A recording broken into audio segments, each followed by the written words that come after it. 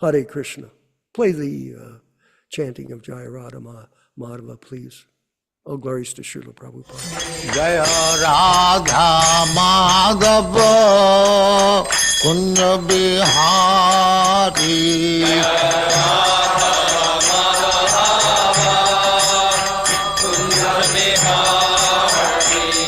Jaya Radha Madhava Kunja Bihari.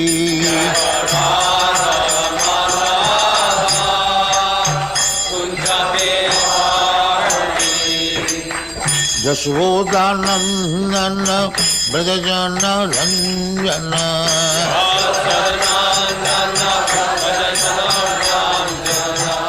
Yaśodā-nandana Brajajana Ranjana.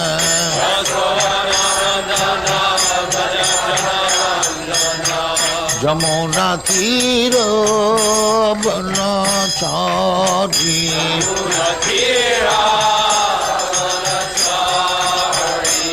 Jamuna Tira Banachari.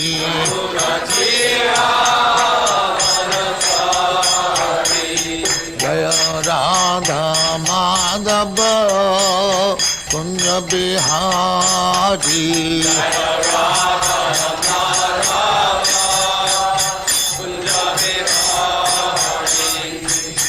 Gopi Jana Vallabha Girivaradhari.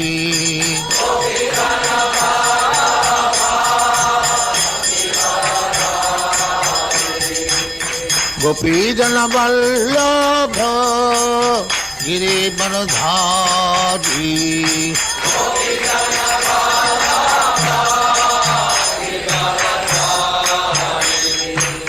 Yaśodā-nandana Brajajana Ranjana.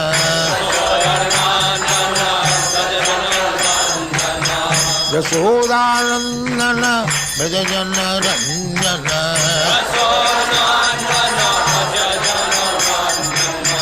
Jamuna Tira Banachari.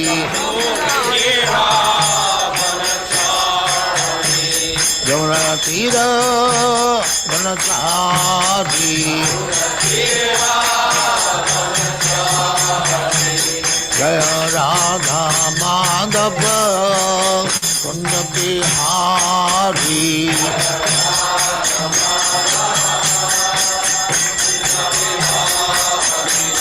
Jaya Radha Madhava Kunja Bihari.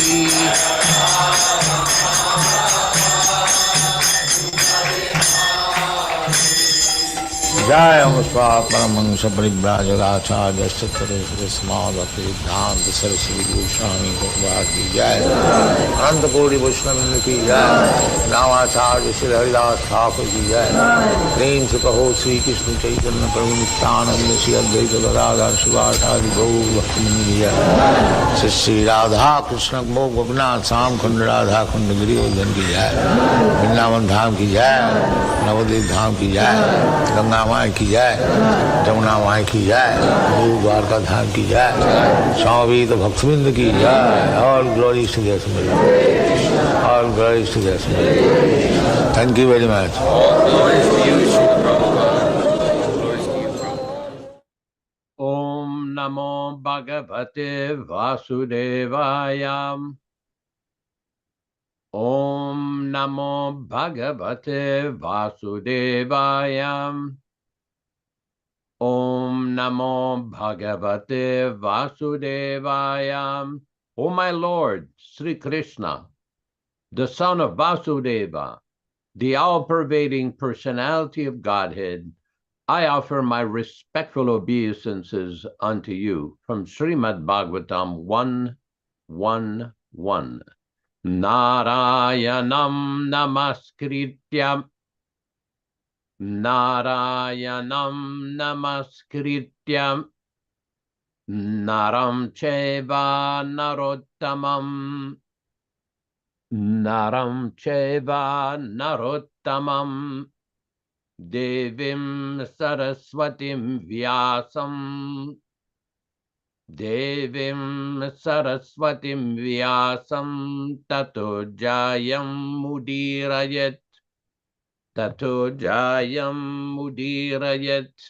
One should utter the means of conquest, Srimad Bhagavatam and Sri Caitanya-caritāmṛta, after offering respectful obeisances, 1, to the personality of Godhead Narayana, 2, to the Narayana Rishi, who is the supermost human being, 3, to the Mother Saraswati, the goddess of learning, then 4, to Srila Vyasadeva, the author, from Srimad Bhagavatam 1 to 4.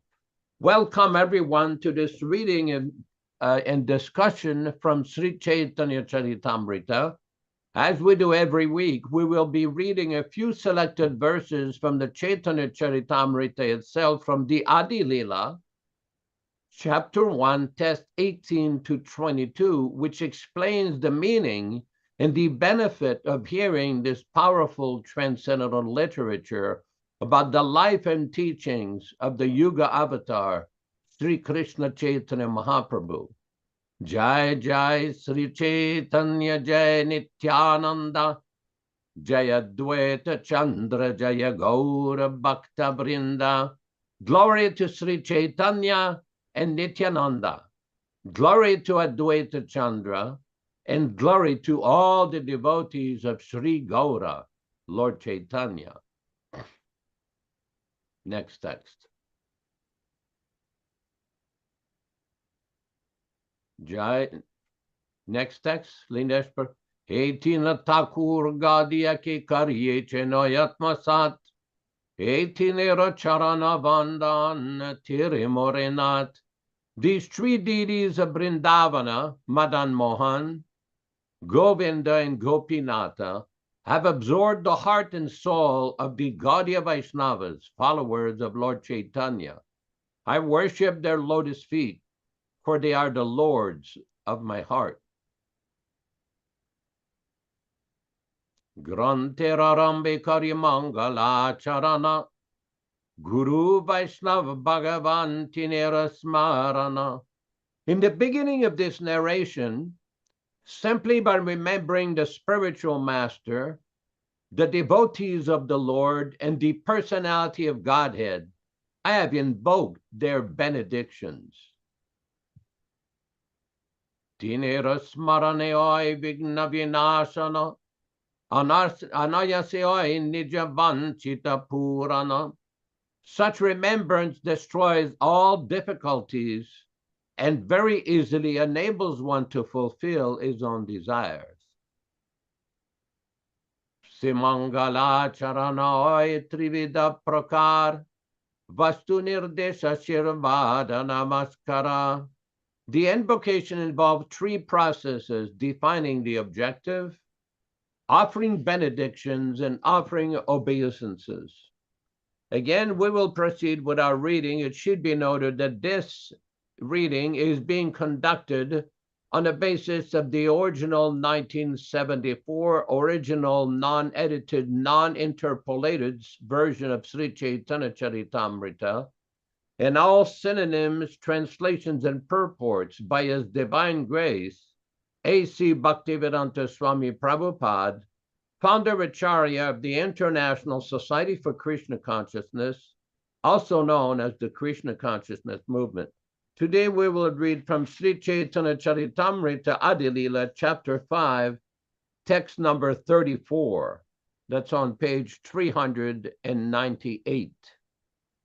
Page 398 of the Adi Lila.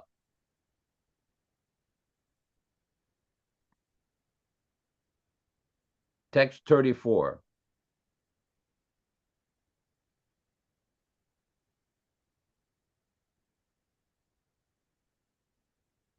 Surya Mandala Yeha Bahire Nirvishesha, Bhitare Surya Rati Adi Sabishesha. Surya Mandala, the sun globe, Yena, like, Bahire, externally, Nirvishesha, without varieties, Bhitare, within, Suryera of the sun god, Rata Adi, opulences like chariots and other things, Savishesha, full of varieties.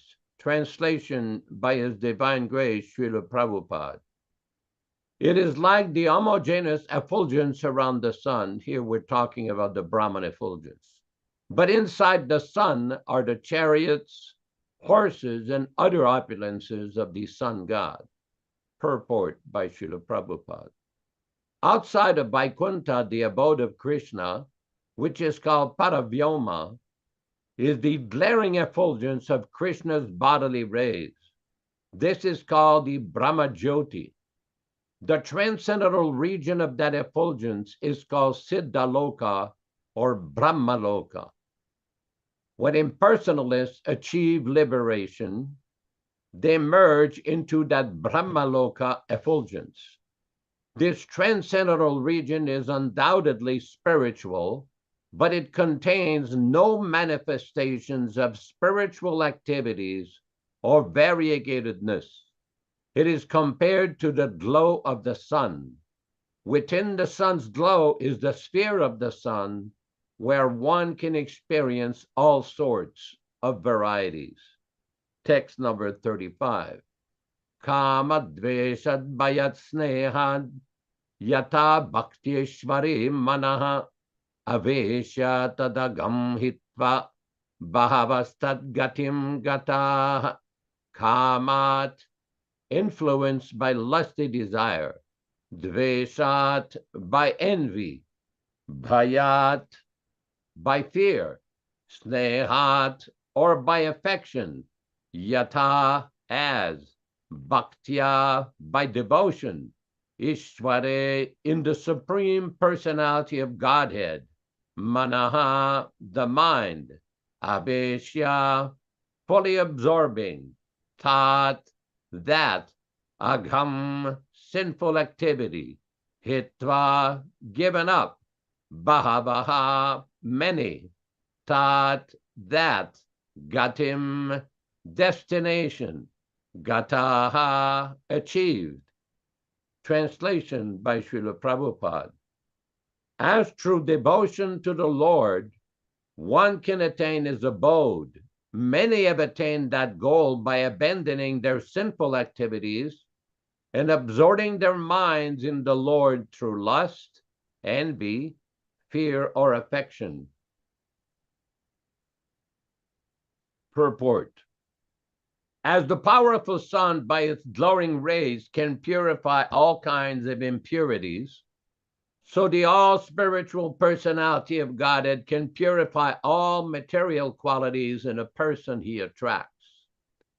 Even if one is attracted by Godhead in the mode of material lust, such attraction is converted into spiritual love of Godhead by His grace. Similarly, if one is related to the Lord in fear and animosity, he also becomes purified by the spiritual attraction of the Lord. Although God is great and the living entity small, they are spiritual individuals, and therefore, as soon as there is a reciprocal exchange by the living entity's free will, at once the great spiritual being attracts the small living entity, thus freeing him from all material bondage. This is a verse from Srimad Bhagavatam 7:130.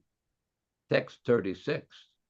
Yadarinam priyanam cha prapyamekam miboditam tad brahma krishnayor ekyat kiranarko pamajushu yat, that arinam, of the enemies of the Supreme Personality of Godhead, priyanam, of the devotees who are very dear to the Supreme Personality of Godhead, cha, and, prapyam, destination, ekam, one only, eva, thus, uditam, said, tat, that, Brahma, of impersonal Brahman, Krishna yoho, and of Krishna, the Supreme Personality of Godhead.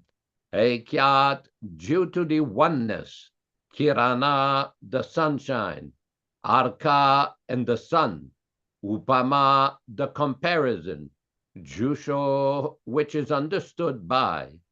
Translation by Srila Prabhupada. Where it has been stated that the Lord's enemies and devotees attain the same destination. This refers to the ultimate oneness of Brahman and Lord Krishna. This may be understood by the example of the sun and the sunshine, in which Brahman is like the sunshine and Krishna himself is like the sun. Purport by His Divine Grace, Srila Prabhupada.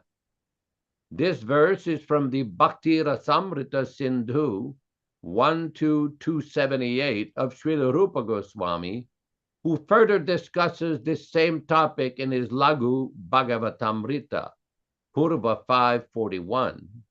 There he refers to the Vishnu Purana 4.15.1, where Maitreya Muni asked Parashara in regard to Jai and Vijay, how it was that Hiranyakashipu next became Ravana and enjoyed more material happiness than the demigods, but did not attain salvation, although when he became Shishupala, quarreled with Krishna and was killed. He attained salvation and merged into the body of Lord Krishna. Parashara replied that Hiranyakashipu failed to recognize Lord Nrisimhadeva as Lord Vishnu. He thought that Nrisimhadeva was some living entity who had acquired such opulence by various pious activities.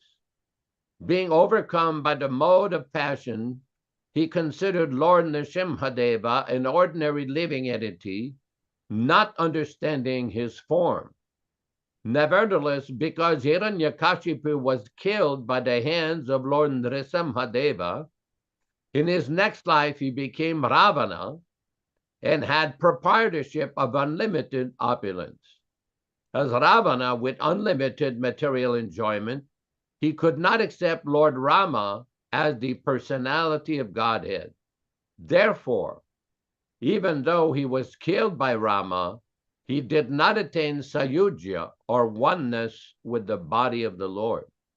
In his Ravana body, he was too much attracted to Rama's wife, Janaki, and because of that attraction, he was able to see Lord Rama. But instead of accepting Lord Rama as an incarnation of Vishnu, Ravana thought him an ordinary living being. When killed by the hands of Rama, therefore, he got the privilege of taking birth as Shishupala, who had such immense opulence that he could think himself a competitor to Krishna.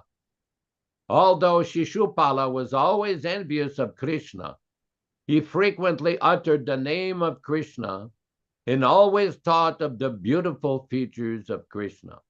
Thus, by constantly thinking and chanting of Krishna, even unfavorably, he was cleansed of the contamination of his sinful activities. When Shishupala was killed by the Sudarshan Chakra of Krishna as an enemy, his constant remembrance of Krishna dissolved the reactions of his vices, and he attained salvation by becoming one with the body of the Lord. From this incident, one can understand that even a person who thinks of Krishna as an enemy and is killed by him may be liberated by becoming one with the body of Krishna. What then must be the destination of devotees who always think favorably of Krishna as their master or friend? These devotees must attain the situation better than Brahmaloka, the impersonal bodily effulgence of Krishna. Devotees cannot be situated in the impersonal Brahman effulgence, into which impersonalists desire to merge. The devotees are placed in Vaikuntha Loka or Krishna Loka.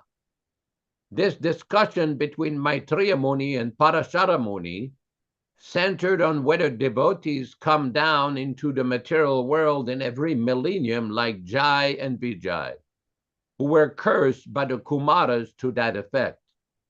In the course of these instructions to Maitreya about Hiranyakashipu, Ravana, and Shishupala, Parashara did not say that these demons were formerly Jai and Vijay. He simply described the transmigration through 3 lives. It is not necessary for the Vaikuntha associates of the Supreme Personality of Godhead to come to take the role of his enemies in all the millenniums in which he appears. The fall down of Jai and Vijay occurred in a particular millennium. Jai and Vijay do not come down in every millennium to act as demons. To think that some associates of the Lord fall down from Vaikuntha in every millennium to become demons is totally incorrect. The Supreme Personality of Godhead has all the tendencies that may be found in the living entity, for he is the chief living entity. Therefore, it is natural that sometimes Lord Vishnu wants to fight, just as he has the tendencies to create, to enjoy, to be a friend, to accept a mother and father, and so on. He also has the tendency to fight. Sometimes important landlords and kings keep wrestlers with whom they practice mock fighting, and Vishnu makes similar arrangements. The demons who fight with the Supreme Personality of Godhead in the material world are sometimes his associates. When there is a scarcity of demons and the Lord wants to fight, he instigates some of his associates of Vaikuntha to come and play as demons. When it is said that Shishupala merged into the body of Krishna, it should be noted that in this case, he was not Jai or Vijay, he was actually a demon.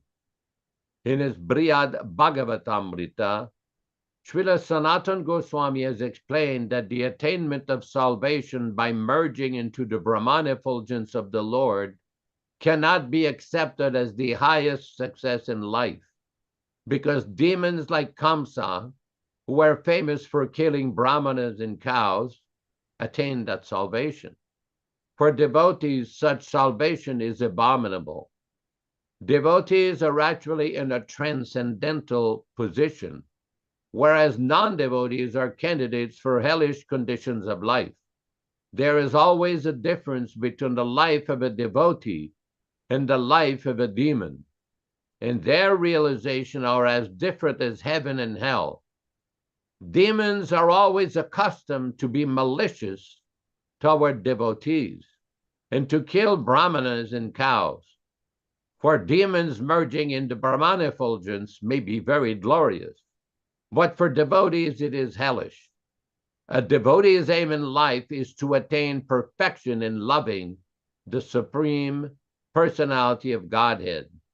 Those who aspire to merge into the Brahman effulgence are as abominable as demons. Devotees who aspire to associate with the Supreme Lord to render him transcendental loving service are far superior.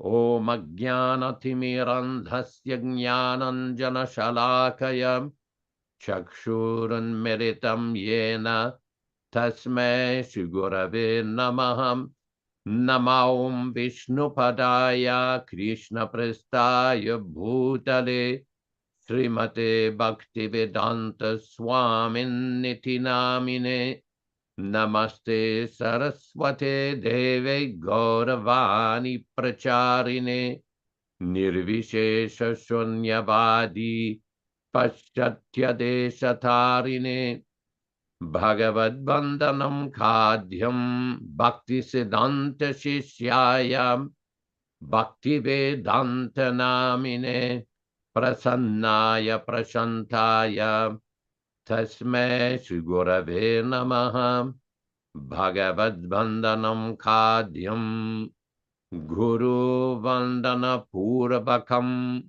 Kshiram Sharkara Yuktam Kadate Visheshataham Adadana strinam danter idam yache punaha punaham Srimadrupa padam bhoja dhulisyam janma janmani amsho bhagavatosmyaham sadadasu asmi sarvata tatkripa pikshago nityam tatprishta sat karomi svam Sri Krishna Chaitanya Prabhu Nityānanda Sri Advaita Gadadhara Srivasadi Gaura Bhakta Vrindam Hare Krishna Krishna Krishna Hare Hare Hare Rama Rama Rama Hare Hare.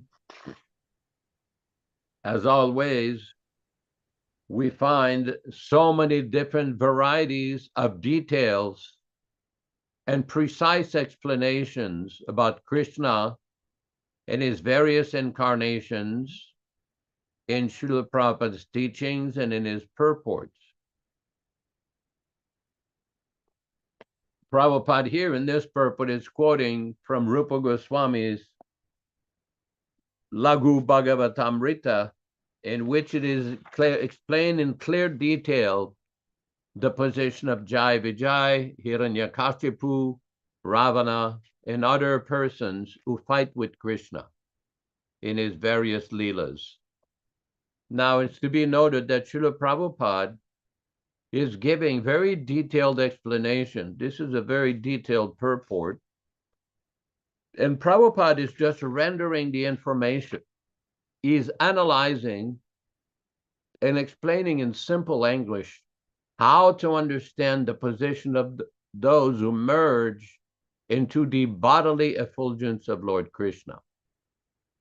Now, this is a very important point, because we repeat every day, Namam Vishnupadaya, in the second prayer, Namaste Saraswati Deve, Gauravani Pracharine, Nirvishesha Shunyavadi, Paschatya Deshatarine.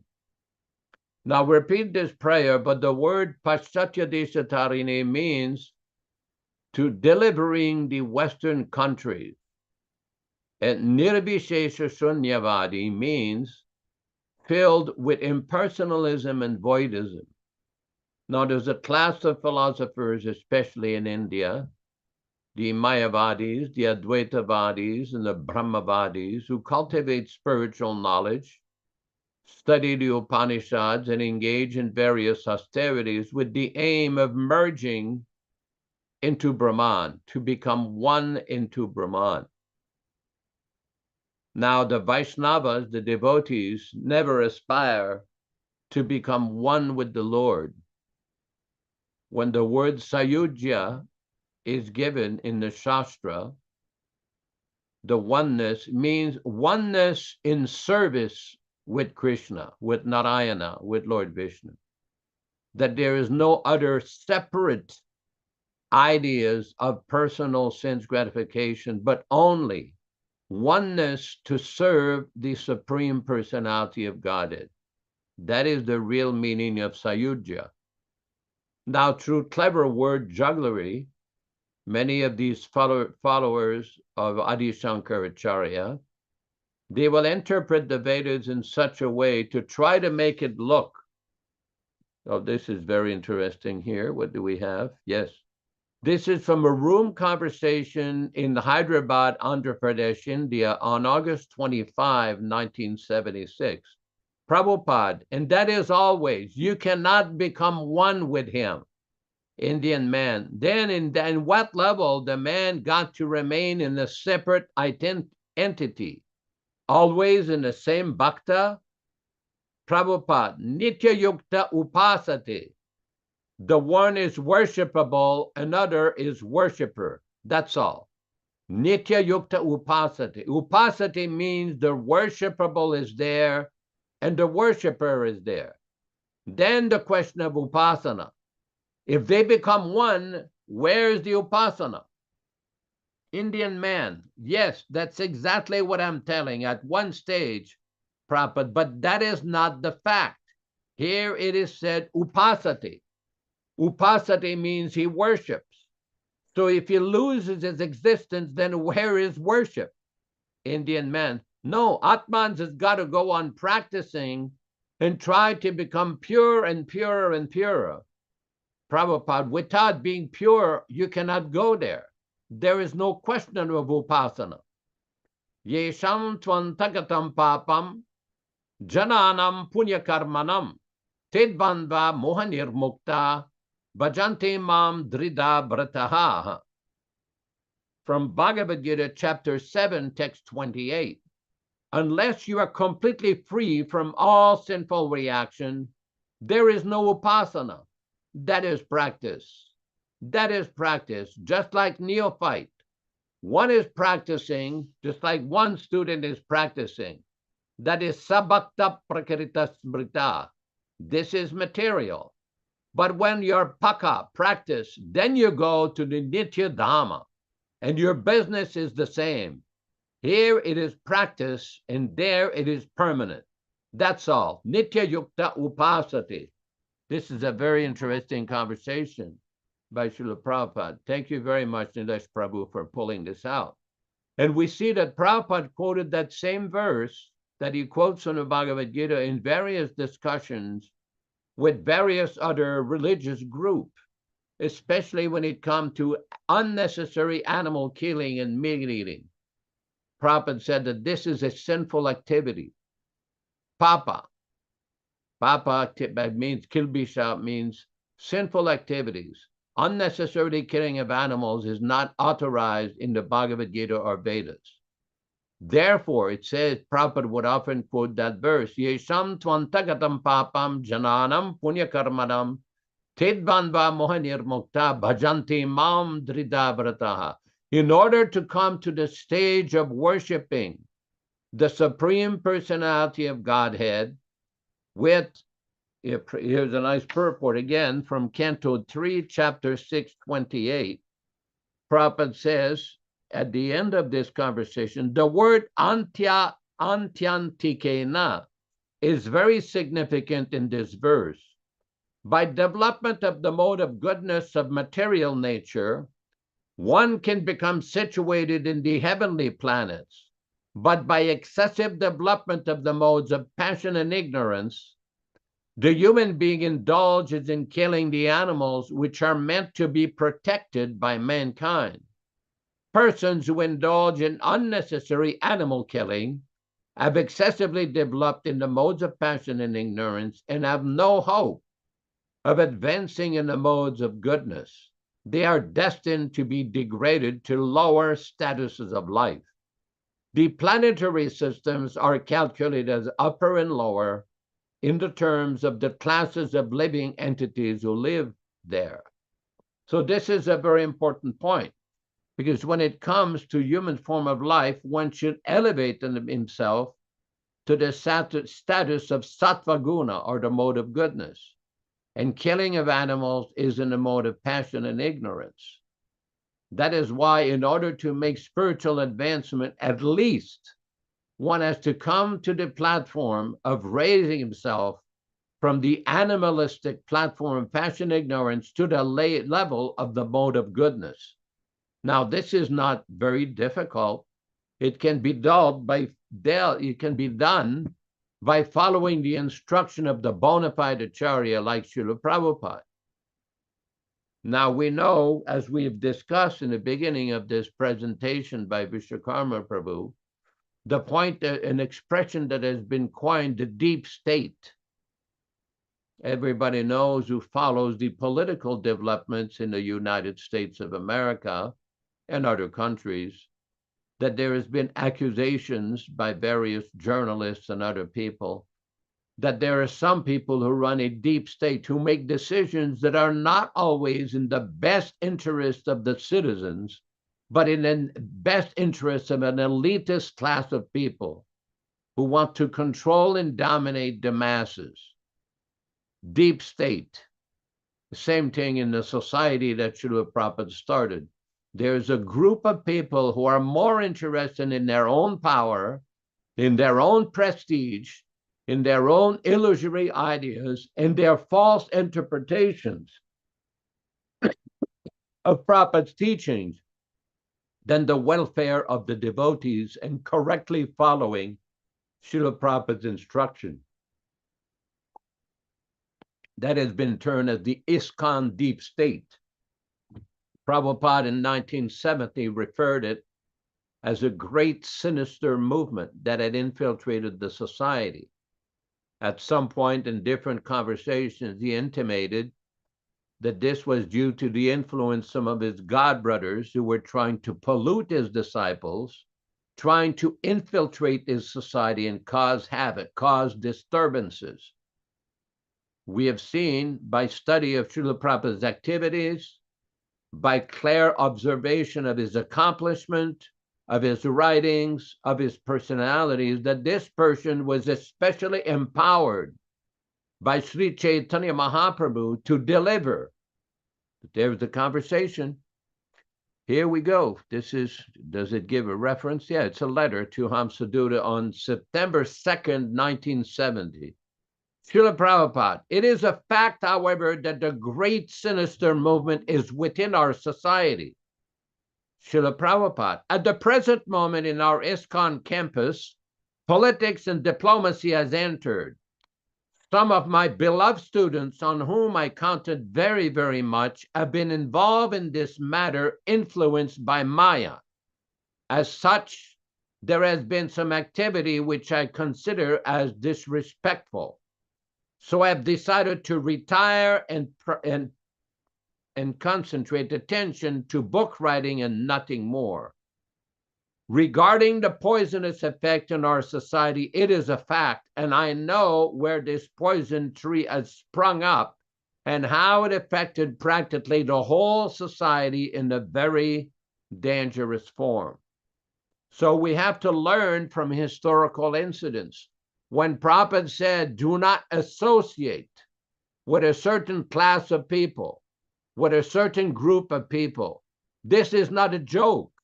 This is not an option. This is an injunction. This is an order from His Divine Grace, and devotees should focus on Srila Prabhupada's instruction and avoid all these pretentious posers from various other neo-mats. Their influence has been very sinister and very destructive in the unity and momentum of this great transcendental movement. Thank you very much. Hare Krishna.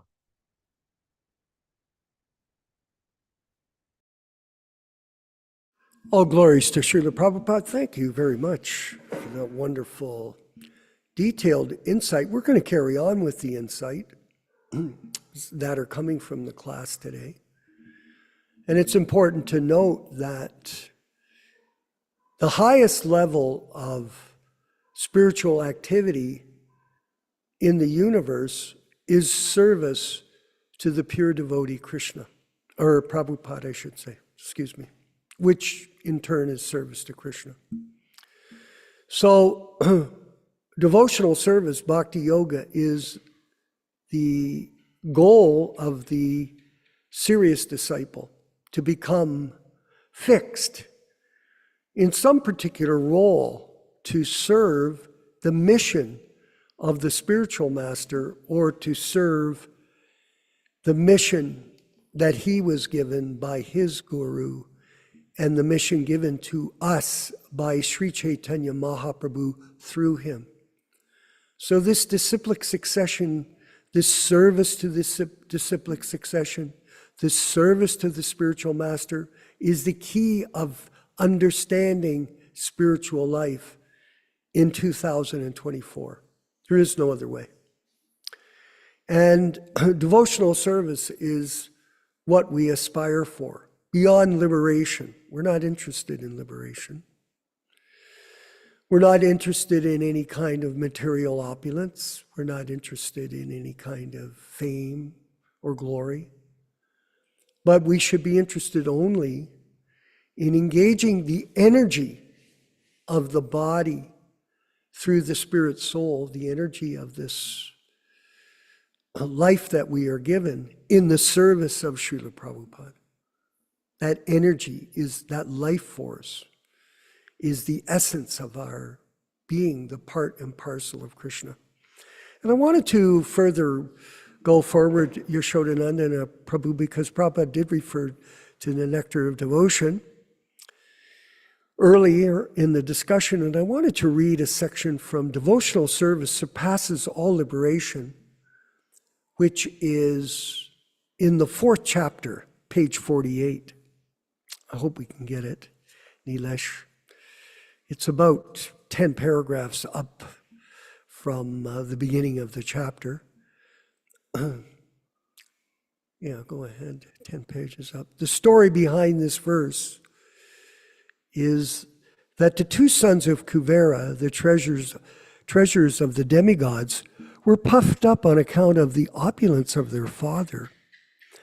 And so once on a heavenly planet, they were enjoying themselves in a lake with some naked damsels of heaven. It's like the gurus. They become puffed up by being disciples of Srila Prabhupada, and then they decide to carry on and enjoy themselves with, even though sannyasi, with a variety of women. At this time, the great saint Narada Muni was passing on the road and was sorry to see the behavior of the sons of Kuvera. Yes, we're sorry for these gurus.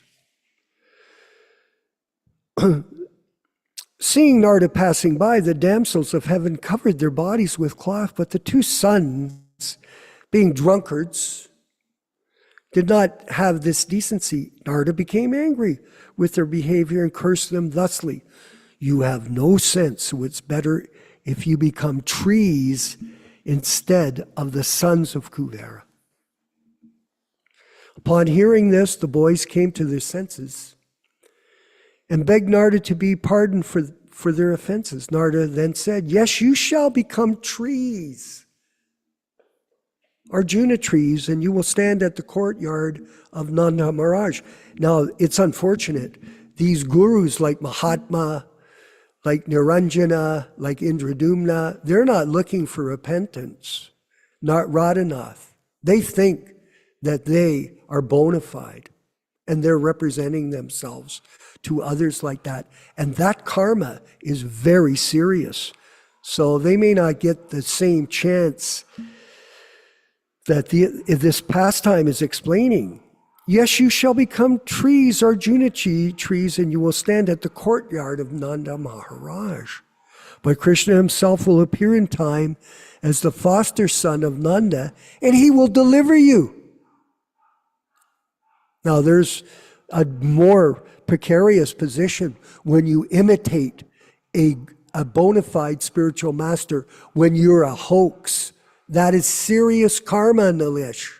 Very serious. This is not a joke, like you said, Yaśodā. In other words, the curse of Narada was a benediction to the sons of Kuvera, because indirectly it was foretold that they would be able to receive the favor of Lord Krishna. After that, Kuvera's 2 sons stood as 2 big Arjuna trees in the courtyard of Nanda Maharaj until Lord Damodar, in order to fulfill the desire of Narada, dragged the milling pestle to which he was tied and struck the 2 trees, violently causing them to fall down. And from out of these fallen trees came Nalukuvar and Manigriva, who had by then become great devotees of the Lord. There's a passage in the Hayashriyar Purana which states, "My dear Lord," and here's critical here, everyone, "I do not want any resultant benediction from my religious life. Nothing. Nadanam najanam nasindarim. Nor do I want any economic development. I don't want a $30,000 bathroom in Vrindavan that Bibi Govinda built from the money of his disciples in Kyrgyzstan. Nor do I want to enjoy sense gratification nor liberation, nor the massages from women in short skirts. I simply pray to be an eternal servant of your lotus feet. Kindly oblige me and give me this benediction. Let us be servants of Srila Prabhupada in this mission to protect his legacy, no change books.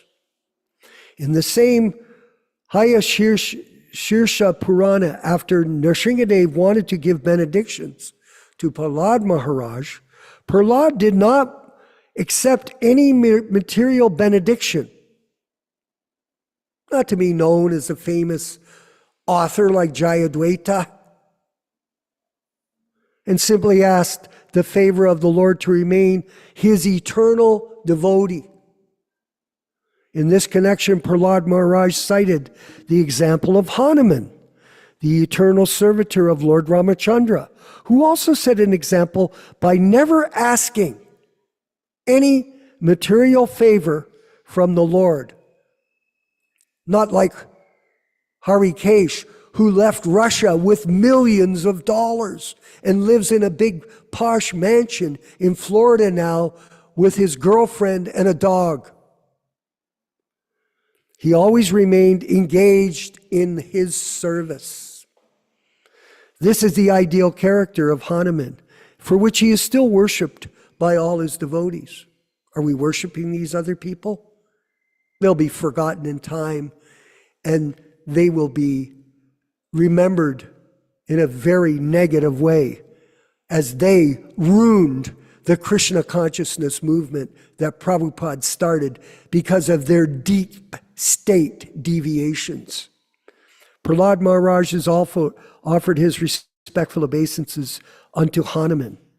There is a well-known verse spoken by Hanuman in which he says, Jai Pandit, listen, my dear Lord, if you like, you can give me salvation from this material existence, or the privilege of merging into your existence. But I do not wish any of these things. I do not want anything which diminishes my relationship with you as master and servant, even after liberation. And that is the position of the bona fide disciples of A.C. Bhaktivedanta Swami Prabhupāda. We do not want anything which will diminish our relationship with you, Srila Prabhupada, as our master, and we as your servants, even after liberation. All glories to Srila Prabhupada. Yaśodā-nandana, Prabhu, if you could further comment. Well, some very important points are being raised here. Many devotees sometimes ask, why is it that you two are always engaged, or many times are engaged in criticizing some of the leadership of the ISKCON organization? So the real question is, why is it that the ISKCON organization has deviated so much from the original teachings of Srila Prabhupada? And why is it that every time suggestions are being given or presented for rectification or correction, there is great reluctance to change? They're stuck in their deviated ways. And the various issues come up, not just from us too, but from many devotees who were part of that society. Now, I want to make a clear distinction.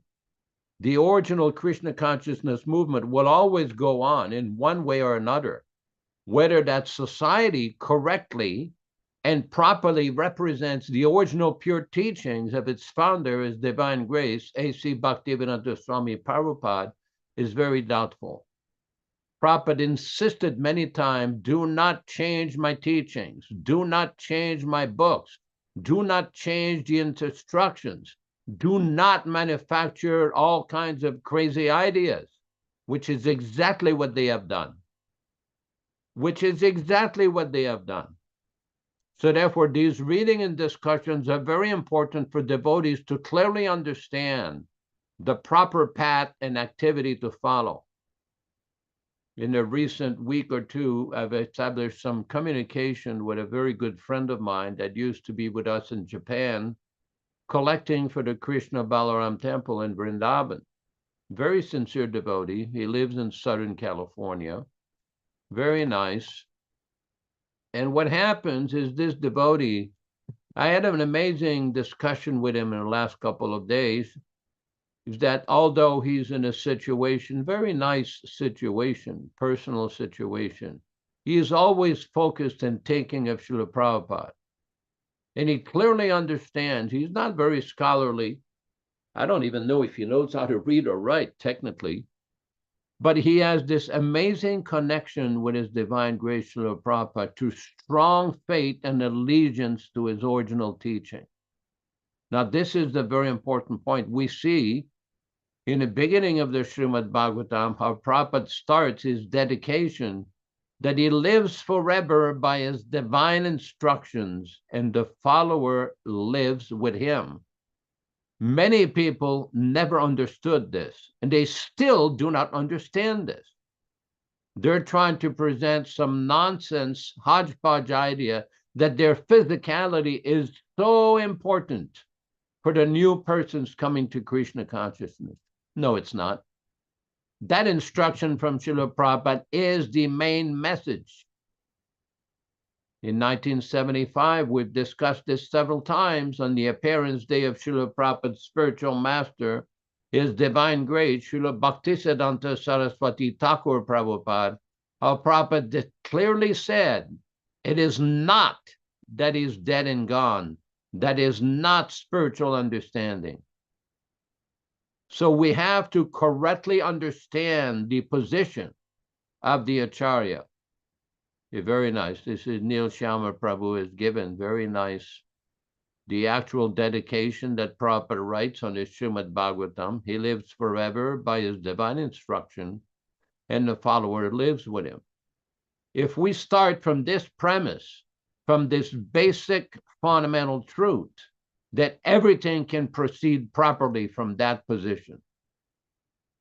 In 1969 in Los Angeles, on the 13th of August, Srila Prabhupada, during a Srimad Bhagavatam class, said, what we have heard from the spiritual master, that is living. That kind of living is the first fundamental point of spiritual life. Very, very important. Without this basic understanding, one is guaranteed to be deviated. Hare Krishna. Yes, it's a problem, Nilesh, and we see it. There's. I was asked this question today by a senior godbrother. Why is it that there's so much confusion? Why is it that there are so many different groups in? We're not a Ritvik group, but we're going to say that there's a term, Ritvikism. There's so many different groups that claim that they're initiating. I don't know if they do. They just make things up. Like this one lady, she said, oh, Prabhupada came to me in a dream and told me I was his disciple.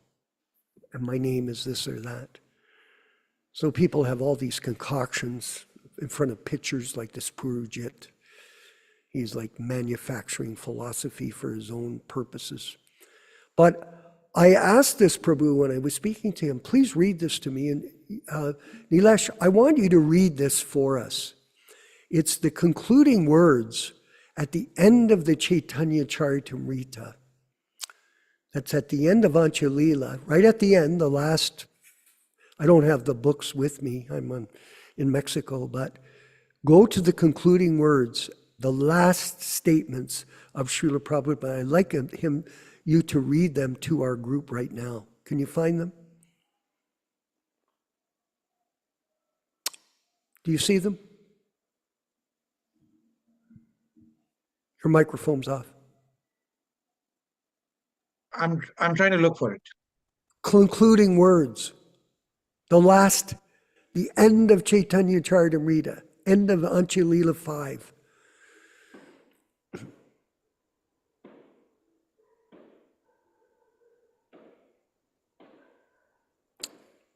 But at any rate, hopefully you can find that.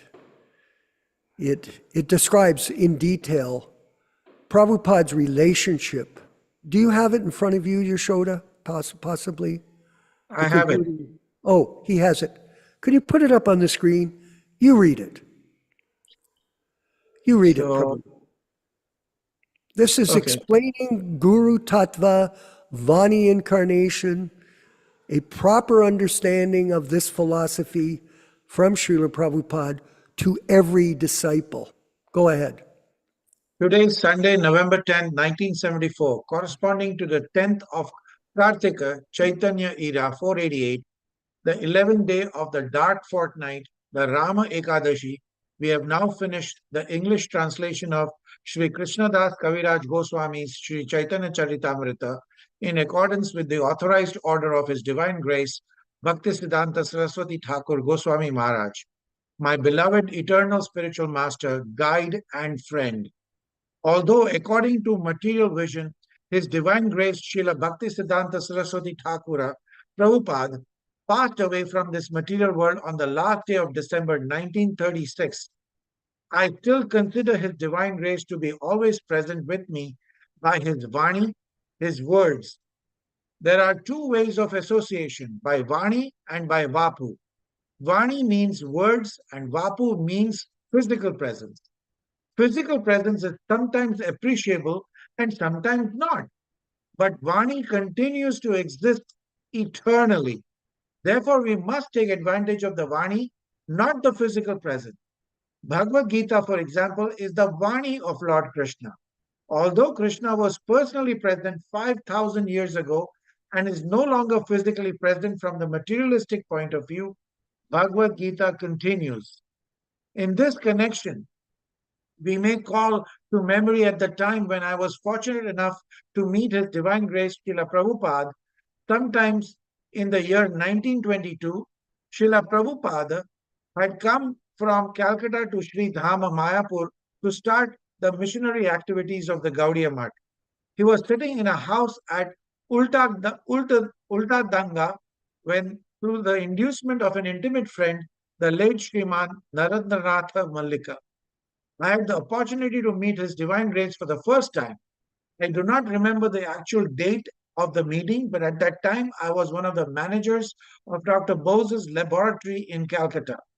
I was a newly married young man addicted to Gandhi's movement and dressed in khadi.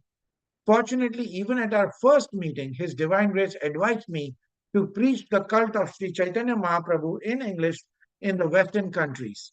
Because at that time I was a complete nationalist, a follower of Mahatma Gandhi, I submitted to His Divine Grace that unless our country were freed from foreign subjugation, no one would hear the message of Sri Chaitanya Mahaprabhu seriously. Of course, we had some argument on this subject, but at last I was defeated and convinced that Sri Chaitanya Mahaprabhu's message is the only panacea for suffering humanity. I was also convinced that the message of Chaitanya Mahaprabhu was then in the hands of a very expert devotee, and that surely the message of Chaitanya Mahaprabhu would spread all over the world. I could not, however, immediately take up his instructions to preach, but I took his words very seriously and was always thinking how to execute his order, although I was quite unfit to do so. In this way, I passed my life as a householder until 1950, when I retired from family life as a vanaprastha, with no companion. I loitered here and there until 1959, when I took sannyasa. When I was completely ready to discharge the order of my spiritual master, previously in 1936, just before His Divine Grace passed away at Jagannath Puri, I wrote him a letter asking what I could do to serve him. In reply, he wrote me a letter dated 13th December 1936, ordering me in the same way to preach in English the cult of Chaitanya Mahaprabhu as I heard it from him. After he passed away, I started the fortnightly magazine Back to Godhead sometime in 1944 and tried to spread the cult of Chaitanya Mahaprabhu through this magazine. After I took sannyasa, a well-wishing friend suggested that I write books instead of magazines. Magazines, he said, might be thrown away, but books remain perpetually. Then I attempted to write Srimad Bhagavatam.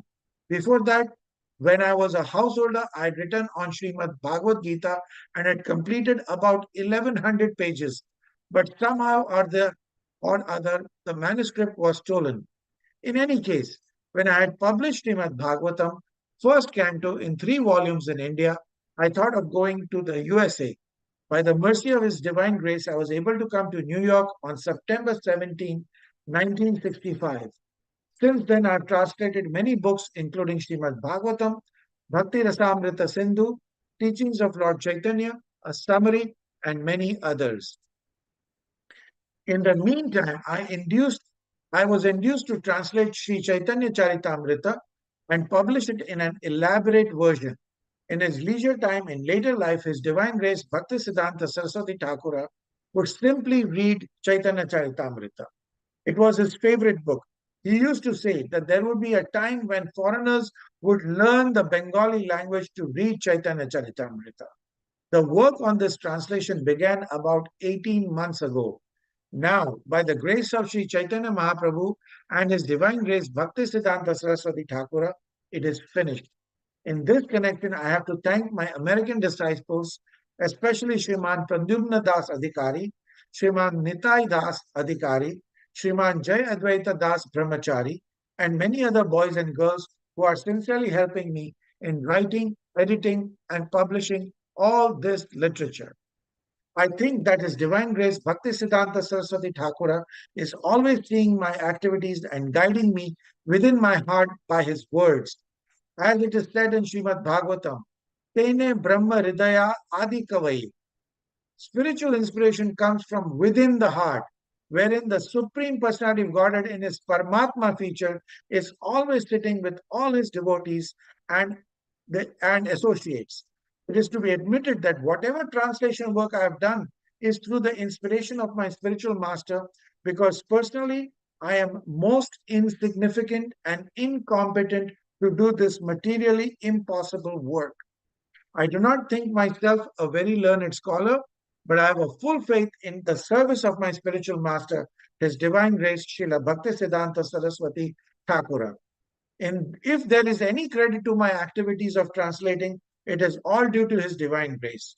Certainly, if His Divine Grace were personally present at this time, it would have been a great occasion for jubilation. But even though He is not physically present, I'm confident that He's very pleased by this work of translation. He was very fond of seeing many books published to spread Krishna Consciousness movement. Therefore, our society, the International Society of Krishna Consciousness, has formed to execute the order of Sri Chaitanya Mahaprabhu and His Divine Grace, Srila Bhaktisiddhanta Saraswati Thakura. It is my wish that devotees of Lord Chaitanya all over the world enjoy this translation, and I'm glad to express my gratitude to the learned men in the Western countries who are so pleased with my work that they are ordering in advance all my books that will be published in the future. On this occasion, therefore, I request my disciples who are determined to help me in this work to continue their cooperation fully, so that philosophers, scholars, religionists, and people in general all over the world will benefit by reading our transcendental literatures such as Srimad Bhagavatam and Sri Caitanya-caritāmṛta. Thus end the Bhaktivedanta purports to Sri Caitanya-caritāmṛta dated November 10, 1974 at Bhaktivedanta Book Trust, Hare Krishna Land, Juhu, Bombay. Thank you. Amazing. Absolutely crystal clear, the instructions. And if people can't hear it, it's because they don't want to. It's unfortunate. Hey, Nilesh, you read it. There's nothing more to say. Clearly articulated. His relationship with his spiritual master, his commitment to the disciplic succession, his commitment to the order. And here we are, the disciples of Srila Prabhupada, and we have to put ourselves in that same role. No change. Don't change the books. We have so many quotes. We have so many stories that say, don't change the books. Why? Because Prabhupada told us. Do they? Yes, they do. Like I mentioned earlier, this lady's taking out a big stack of books in Atlanta for distribution. They were all books from Bhakti Vikash. Whoa. How is it that this Maya has become so rampant throughout the material world, and especially on this planet, even though Prabhupada was here? But it's an opportunity for us to serve and have an important mission to present the truth to other people without deviation. Do not change my words. You can read that section for us, please, Nilesh. Srila Prabhupada used to like to sit in his garden in Vrindavana, especially in the mornings. He liked to hear his books read to him daily. One time, Yaśodā-nandana Prabhu was reading Sri Isopanishad when Srila Prabhupada stopped him and asked him to reread the last paragraph. After hearing it again, Srila Prabhupada said, "Those are not my words. They are changing my words. Is my English not good enough?" Srila Prabhupada became very angry and continued, "This is the worst thing a disciple can do. Do not become like a leapfrog and try to jump over the spiritual master, thinking you know better than him. Tell them immediately, the editors, do not change my words." Srila Prabhupada was very upset about the changes in his books. I never saw him get so angry any other time. When Srila Prabhupada was asked by Revati Nandana Prabhu if he could read Srila Bhaktisiddhanta Saraswati's books, Srila Prabhupada said, "Not the ones that were edited by his disciples." Srila Prabhupada also told him that we really couldn't understand Bhaktisiddhanta's books. He said, not even his god brothers could understand them. Then Srila Prabhupada said, "Actually, he wrote those books for me." Srila Prabhupada translated the spiritual law books for the next 10,000 years, day and night, until his dying day. He translated constantly despite his busy preaching schedule. He did this to live on in the books. He said before he left the planet that he had given us everything in his books. He said the books were the manifestations of his ecstasy. He said if we read his books and cooperated together, everything would go nicely. To edit his books without his sanction is risky business. We should try to be absorbed in the ecstasy of the spiritual master and not try to alter it, thinking we can improve upon his ecstasy. Yes, so we will carry on reading that at our next session. Thank you very much. And Yaśodā-nandana, could you give us some closing comments? Because we've reached the sacred time of 8:30 here in Mexico. Well, that particular conversation occurred in Vrindavan, India, in Prabhupada's garden on June 22nd, 1977. It used to be labeled as the rascal editor's conversation. The context was slightly different. This when Prabhupada made a statement that they had changed the meaning of some of the word for word from the original transcript of his Srimad Bhagavatam. And Prabhupada went on with some criticism of some editors. And Prabhupada, at some point, I made a comment that when we were reading Ishopanishad with some of the children in the Gurukul, here it is. When we were reading the Ishopanishad with some of the students in the Gurukul, we found out and observed that there were 2 or 3 different editions of the book by 1977. So Prabhupada was not pleased with hearing that. And he made 2 basic fundamental comments, that the next printing again should be the original way. Another comment that he made is they cannot change anything. So Prabhupada was not happy to hear that his books had been edited in his personal presence without his permission.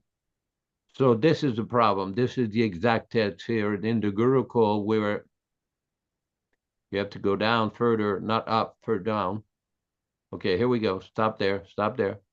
In the Gurukul, we were teaching Ishopanishad class to the children, so we took Prabhupada, in the words which the recent edition of the press is wrong, many changes were brought.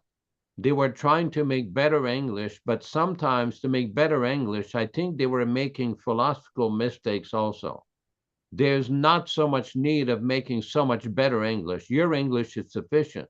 It is very clear, very simple. We have caught over 125 changes. They're changing so many things. So we are wondering if this is necessary. I will show you today. I have kept the book.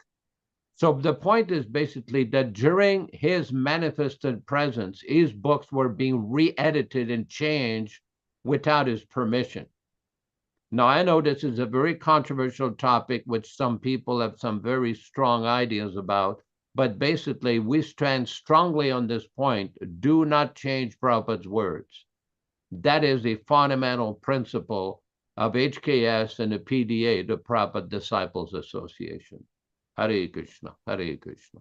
Well, you know, Nilesh, it's obvious what we're doing. We're not repeating something. We're just constantly critically studying the instructions so that people that are with us are informed of what the reality is and not deluded by people who are motivated for personal ambition. And that has destroyed the ISKCON movement philosophically, and the whole thing has become sahajya. So this topic is something we'll continue on. Thank you for your wonderful reading. You're an excellent reader, Nilesh, thank you. And we want to thank everyone for coming today to the program.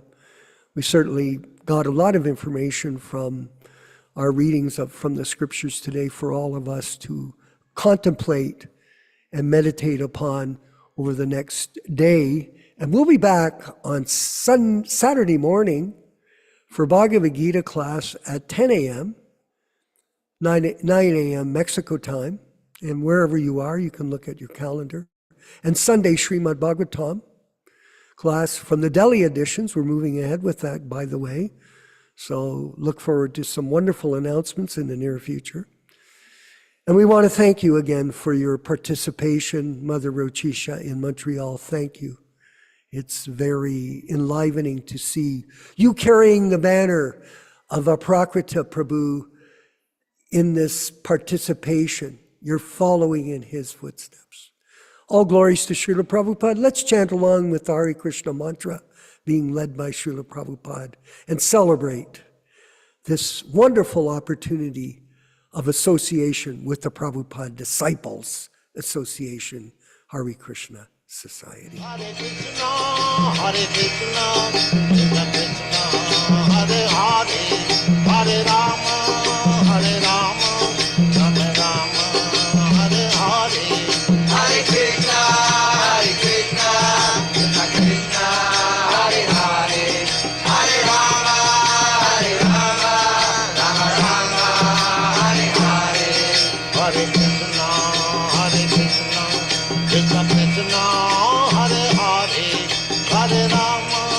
Hare Rama, Rama Rama, Hare Hare.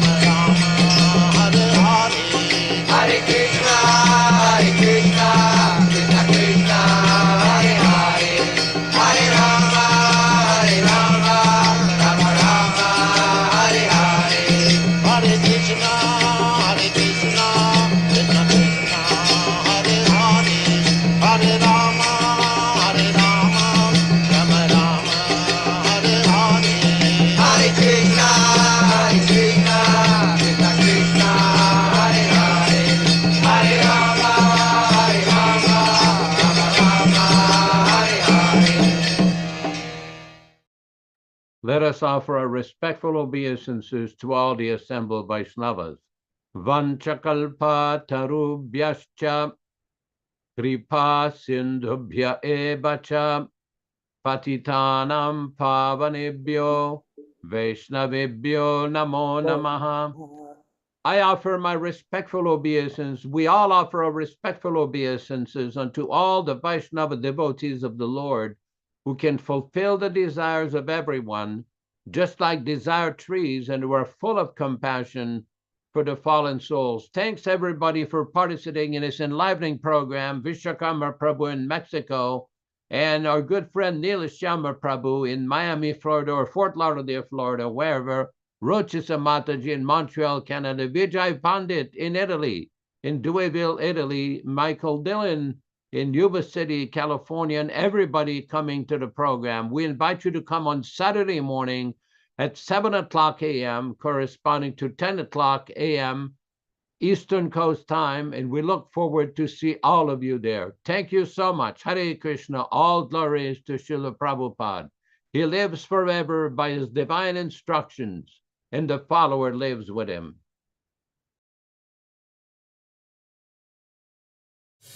Hare Krishna, Krishna